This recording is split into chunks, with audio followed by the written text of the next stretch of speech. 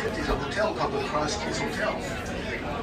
Nothing big about the Cross Keys Hotel just yet, but what was about to happen was Abraham Lincoln was in Milwaukee in 1859. He's going to give a speech at the Wisconsin State Fair. He goes to check in at the Noble House Hotel, which is the finest hotel in Milwaukee in the 1850s. He tries to check in. His room is given away. So Abraham Lincoln has to sleep in a cot next to the registration desk. Gets up the next day. He wants to bathe and get ready for his speech at the Wisconsin State Fair. He cannot fit into the tub at the Newhouse Hotel, so he crosses the street and goes over to the Cross Keys Hotel where he could fit into the bathtub and get bathed and then get all set for his speech at the Wisconsin State Fair. As I had alluded earlier, this was a once a rough and tumble area. The Irish came here because of the potato famine.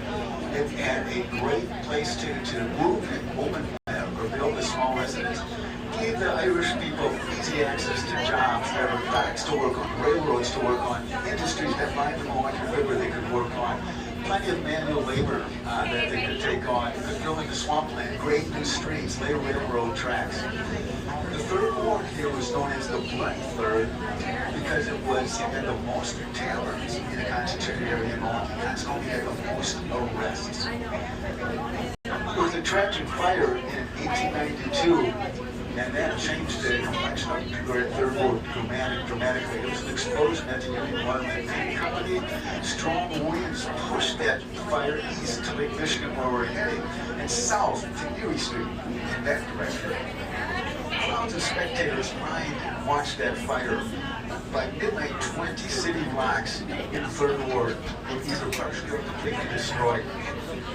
440 buildings, mostly wooden homes for the Irishmen, were destroyed. 350 families, 2,000 people, all Irish, were displaced. 5 deaths. 2 of them were firemen fighting the fire, as well as a third gentleman that all 3 of them were crushed when a wall collapsed. 2 women died in the fire because of heart attacks. It's the greatest property loss in Milwaukee's history. $5 million then. Now, $84 million. So as we wave goodbye to a bit of the Third Ward, we'll talk more about how it's changed dramatically now. The factories and the warehouses have been converted into condominiums and apartment buildings. So the Third Ward that housed the Irish and also housed the Italians and Sicilians that moved into the Third Ward after the Irish left. It's changed greatly. We're going into the Water Street Bridge. The Water Street is the main thoroughfare of the Third Ward. So if you're thinking about visiting the Third Ward, just get to Water Street. You get a really good sense of the Third Ward, which is now filled with apartments for which